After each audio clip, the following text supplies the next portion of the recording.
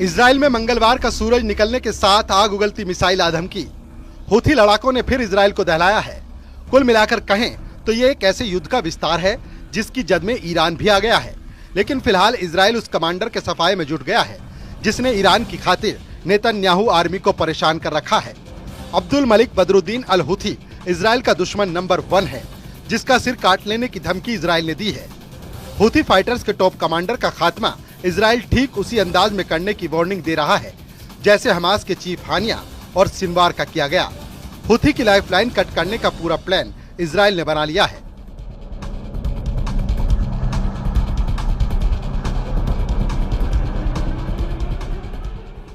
लेकिन इस मिशन की मजबूरी ये है कि हूथी लड़ाकों का हमला रुक नहीं रहा। मिसाइल वही फिलिस्तीन 2 है। कभी दक्षिणी इजराइल तो कभी सेंट्रल इजराइल में मिसाइल अटैक के अलर्ट का सायरन बज रहा है।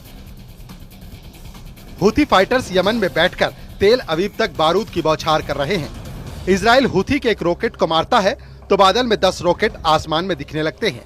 ये युद्ध अब हमास और हिजबुल्लाह से भी ज्यादा विस्फोटक हो चुका है। मंगलवार की सुबह हूथी फाइटर्स ने इजराइल पर जो मिसाइल दागी थी उसे इजराइल में घुसने से पहले ही मार गिराने का दावा नेतन्याहू आर्मी ने किया है। इसे लेकर कुछ तस्वीरें इजराइल के हमले के बाद धुआं हुई हूथी मिसाइल की भी सामने आई हैं।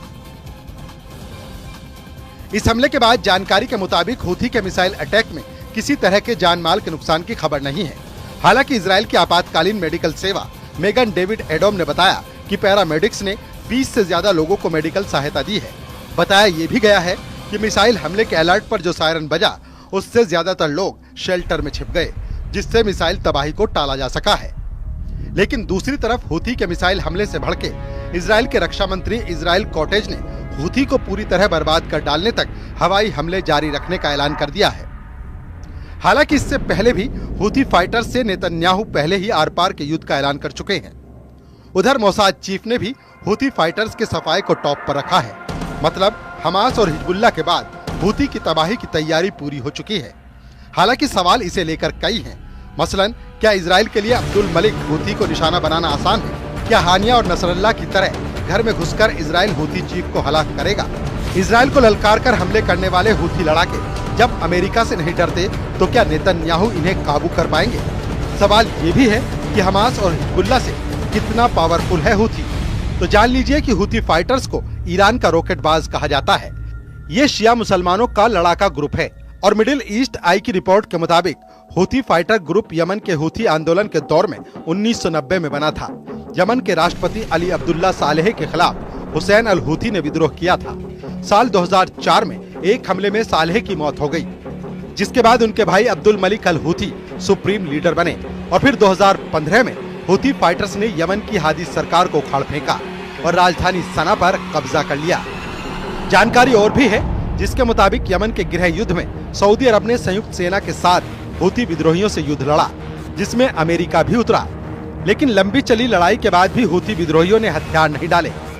अब्दुल मलिक हूथी ने ईरान के दम से लाल सागर में दुनिया की महाशक्तियों से मोर्चा लिया था।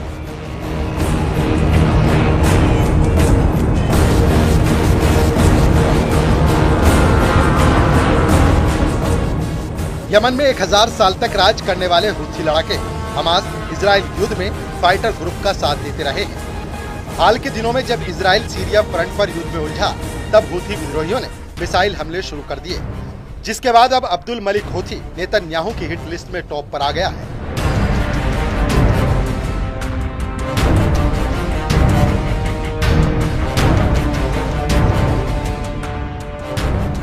लेकिन अब्दुल मलिक हूथी को मार गिराना इजराइल के मिशन इम्पॉसिबल से कम नहीं है, क्योंकि अब्दुल मलिक हूथी कभी सामने नहीं आता है। अब्दुल मलिक हूथी कब किस लोकेशन पर है इसकी डिटेल भी सीक्रेट रखी जाती है। अब्दुल मलिक हूथी हर वक्त आत्मघाती सिक्योरिटी फोर्स से घिरा रहता है। Abdul Malik Houthi fighter groups को मैसेज भी रिकॉर्डेड वीडियो मैसेज से देता है।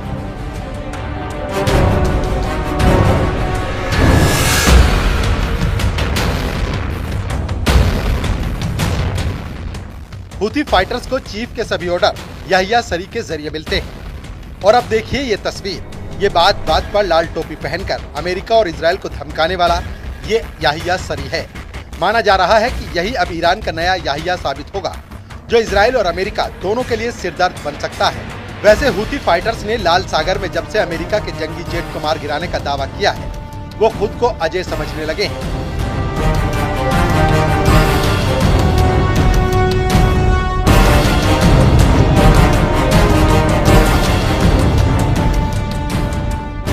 हालांकि इजराइल अपने दुश्मनों का क्या हाल करता है, ये हूती लड़ाके अच्छी तरह जानते हैं, क्योंकि इजराइल से दुश्मनी करने वाले हमास चीफ इस्माइल हानिया को खौफनाक मौत मिली है। इजराइल से दुश्मनी निभाते निभाते हिजबुल्लाह सरगना नसरल्लाह के भी चीथड़े उड़ चुके हैं। इतना ही नहीं, इजराइल से दुश्मनी निभाने वाले याहिया सिनवार को नेतन्याहू ने उनकी सुरंग में घुसकर ढेर कर दिया गया है।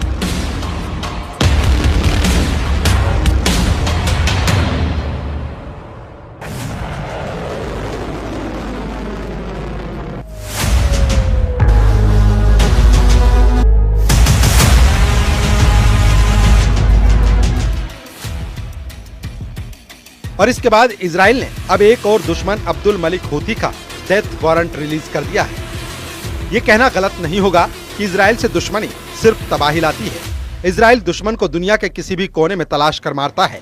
इतिहास गवाह है, इजराइल ने जब भी दुश्मन का सफाया किया है तो मुल्कों की चूलें हिल गई हैं। इसीलिए कहा जा रहा है कि अब्दुल मलिक हूती का मौत से सामना किसी भी दिन हो सकता है।